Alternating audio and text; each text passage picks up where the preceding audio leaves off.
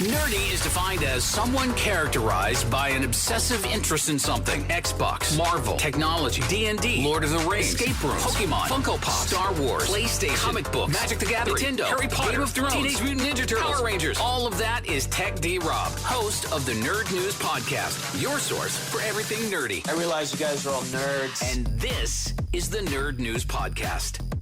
Welcome to the Nerd News Podcast. I am Tech D Rob. Probably a pretty short Nerd News Podcast today, simply because all I've done is played Legend of Zelda. So I'll give you my review of that game, review of Fast X, Fast 10, whatever you want to call it, and a couple other things. So let's get right into the Nerd News. The quick hits. Inkbound is out on PC as of yesterday. After Us is out for next-gen consoles and PC today. Amnesia the Bunker is out on Xbox, next-gen Xbox and previous-gen PlayStation and Xbox and PC. That's weird. Maybe it was already on PS5. But it's out today as well. Bread and Fred out on PC today. Convergence, a League of Legends story on PlayStation 5. Current and next-gen PlayStation and Xbox, Switch and PC. Farming Simulator is out on mobile consoles, including Switch. Miasma Chronicles is out on current and next-gen, just next-gen PlayStation and Xbox, PC. Planet of Lana is on current and next-gen Xbox and PC. Star Trek Resurgence is on current and next-gen Xbox and PC. And then Thursday, Hello Neighbor Search and Rescue is on the VRs if you have a PlayStation. Both of them, VR 1 and 2. Maquette is out. That's Friday, isn't it? Wait, what's today? 23rd? Maybe all these are Thursday. 23. Yeah, all these would have to be Thursday. That's weird. Maquette is available May 25th. The Case of the Golden Idol is on Switch. And then The Lord of the Rings Gollum is on current and next-gen PlayStation and Xbox. Creed 3 and Shazam Fury of the Gods is on DVD. John Wick 4 is available digitally, which I highly recommend. About My Father, which is a Sebastian Maniscalco movie. And then The Machine, which is a Burt Kreischer movie. So 2 stand-up comedian movies coming out this week. And Little Mermaid, also making its way to theaters. So far the reviews are okay.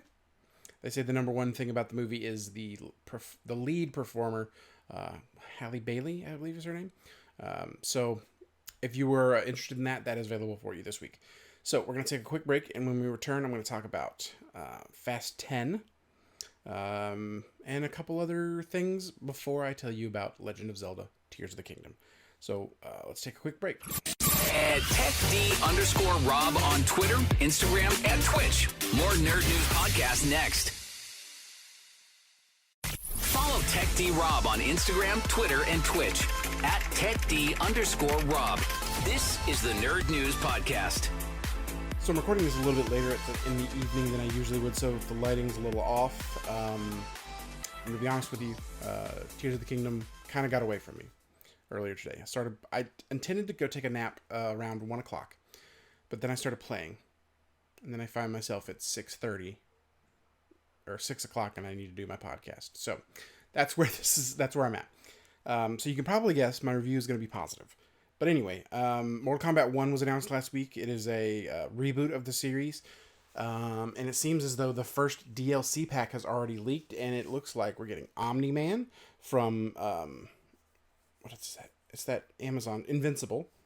Played hopefully by J.K. Simmons. Homelander from The Boys, which is an incredible character to bring to this game. I'm very excited about that. And Peacemaker, John Cena's character from the DC universe, also excited about that. So those three are the out of the story characters, but we do have Ermac, Takeda, and Quan Chi from the Mortal Kombat series as DLC 1 as well. And that's purported, and it's kind of like a leak type thing, but Amazon is the one who leaked it, so it's probably pretty accurate. Natalie Portman says she is up for returning as Padme in the Star Wars universe, but I mean, what else is there to tell about Padme Amidala or Padme Skywalker? I don't know, whatever you want to call her, but there's just I feel like we've gotten enough out of that character, personally. who knows?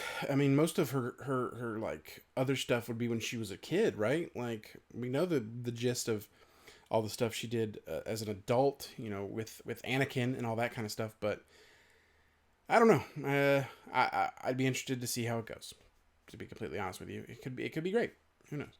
And Indiana Jones 4 premiered at the Cannes Movie Festival over the weekend, and only a 5-minute standing ovation, which apparently is not good. But you couldn't get me to give a standing ovation for more than a couple seconds for anything. I don't know, but the reviews are not so great for Indiana Jones 4. They're saying they failed to recapture that Spielberg magic yet again. So unfortunate, but got to do. I don't even know what to say about it. I mean, they've done all these different things, and it just doesn't work anymore. So I'll still watch it. And on the subject of I'll still watch it, I saw Fast 10 over the weekend, Fast X, whatever you want to call it, simply because, I do this podcast, and I'm gonna finish the story no matter how it goes. It hasn't been good since 7 probably. Now this one's not, well, it's not good. It is bad, but it's not awful. The story is lackluster at best, but Jason Momoa really steals the spotlight. He is incredible in this movie. He's the villain in the movie, and there's like, for example, doesn't really ruin anything in the movie, but there is a part in the movie, Vin Diesel's holding a gun in one hand, and he needs to flip a car that's on its side back on its wheels. Does he put the gun down? No. He holds the gun, reaches down with super strength, pulls it and flips it back onto its tires.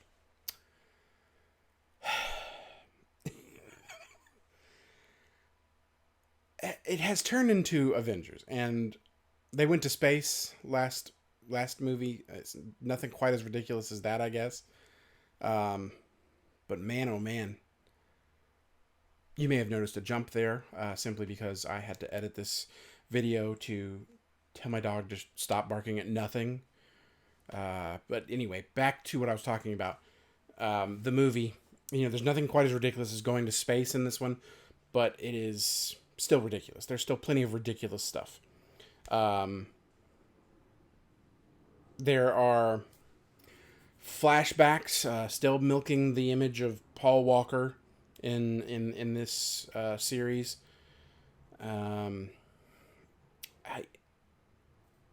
I don't know, man. His daughter's in this one, which is cool. That's okay. I enjoy. I think that's pretty cool. But I mean, they keep putting him in these movies as like a flashback. Like, just let him rest in peace, man. Like, you don't have to remind people. They're just trying to make money off of his image at this point, of what it seems like. And I don't like that. But I'm still going to continue to see the movies. And on that note, there are apparently 2 more movies on the way. It was said that Fast 10 would be a 2-part movie, which is not how that works. If you're already at Fast 10, just call it Fast 11 or Fast 12. But at the world premiere, Vin Diesel said it's looking like it's a trilogy. Which I brought up last week, but good Lord. That's what the world doesn't need, is a Fast and Furious finale trilogy. Just finish the story in one more movie. It doesn't need 2 more movies. It just doesn't. This isn't the original Star Wars trilogy. This isn't even the prequel trilogy. This isn't even the sequel Star Wars trilogy, which was awful, but better than this. So yeah. That's my feelings on Fast 10. It's not good. It's not bad. I mean, well, I'm sorry. It's not good. It's not awful. It's just bad. There's fun parts. Like I said, Jason Momoa really shines in this. And he is the villain for the final arc of this movie. So it should at least have a bright spot in the following 2 movies as well. So we'll see how it goes. So that brings me to my final subject of this Nerd News podcast, and that is Legend of Zelda, Tears of the Kingdom. So just a little background for you. I am not the most avid Zelda fan. I never played the Twilight Princess. I never played Skyward Sword. I never finished Breath of the Wild. I beat all 4 of the temples, and then I went where I could go face Ganon. Just never did it. And then Majora's Mask is probably my favorite Zelda game of all time. Obviously, Ocarina of Time is pretty good as well. I liked Spirit Tracks, which is a Game Boy version, or DS, I can't remember. So yeah, I've played a lot of Zelda games, yes. But again, not an aficionado by any stretch of the imagination. I said Legend of Zelda Majora's Mask is my favorite Zelda game. That is before this. This game is not only the best game of the year, it could be the best game of the decade. There is infinite amounts of... I mean, other than a lack of a great story, which it doesn't have a bad story. It's just not like a God of War Ragnarok type story or anything like that. Other than that, there are a few games that manage to capture my attention quite like this game does. I could play this game for all day and never tire of it. There's so many different ways to accomplish any individual task. You could play this game for the rest of your life, every day, for a short amount of time. And you could do something different every time. The amount of customization that has gone into this game is insane. They are obviously trying to capitalize on the building craze that has taken the world by storm since Breath of the Wild. Even Minecraft was a thing before Breath of the Wild. But Minecraft and now Fortnite are really built on building. And this game, I obviously took some cues from that. But made it better. Made it unique. And made it something you've never experienced before and you never will again. There are very few games that I would say are a 10 out of 10. God of War Ragnarok, probably a 9.5 out of 10. I loved it. I may have said it was a 10 out of 10 at one point. Yeah, I'm fickle. I'll change my mind, no problem. But a 9.5 out of 10 is what I would give God of War Ragnarok. What would I give... what games would I give a 10 out of 10 to? I would give BioShock Infinite a 10 out of 10. Beautiful story. Loved playing it. And the way it ties back to BioShock 1... Chef's kiss. Beautiful. It was incredible. Mass Effect 2. It was a good mix of a great story. From like Mass Effect 1 was a better story, but Mass Effect 2 really honed in on the way you play the game, and the mixture of the great gameplay and the great story. It really melded great in Mass Effect 2. And Mass Effect 3 wasn't a bad game. It's just, let's see. Do I have my notes on this computer? Let's see. Oh yeah. My top 10 games. So I would also give on my list The Last of Us a 10 out of 10. And a game that I have in my top 2, but I have BioShock Infinite's my favorite game of all time. This list needs to change because I gotta add Tears of the Kingdom to this top 10 list. But anyway, 10 out of 10 games. BioShock Infinite, Mass Effect 2, Last of Us, God of War Ragnarok. Maybe Batman Arkham City. Those are 10 out of 10 games to me. Mega Man X is a great game. It's in my top 10, but not a 10 out of 10. Resident Evil 2, great game. Not a 10 out of 10. It's just, it holds a special place in my heart. Elden Ring, not a 10 out of 10. It was just one of the first games of that I was able to play through and actually beat. Holds a special place in my heart. Metal Gear Solid 2, another game that the story is a little convoluted, but I could play that game on repeat. It was such a fun game. These are in my top 10 games. But anyway, very, very few 10 out of 10 games. And on that note, this goes into that list. There's no debating it in my eyes. It's perfect. The only way I would change it is there's too many damn Korok seeds, but that's a slight thing. There's too many collectible things in general, but again, you don't have to do that. That's just for people who want those kinds of things to do. I don't. Oh, excuse me. Oh, man, I don't normally yawn when I'm making this podcast, but here we are. Anyway, I can't recommend enough that you pick up Tears of the Kingdom if you have a Nintendo Switch. I also would recommend, if you were on the fence about a Nintendo Switch, this should be the thing that takes you off of the fence and gets you on the side of getting a Nintendo Switch. I know a lot of people are saying they're holding out for like a next-gen version, but they definitely said last week there's not one coming this year. Maybe in 2024, but you should play this game. It's worth it. It really is. Well, that's the Nerd News Podcast for today. Thank you for joining me. Follow me on Twitter, Instagram, and Twitch. I am TechD_Rob on all of those platforms. Twitch is going to be a long time till I'm back. Tears of the Kingdom has me in a chokehold, and I'd have to hook up this PC that you can see the top of over here to be able to stream it.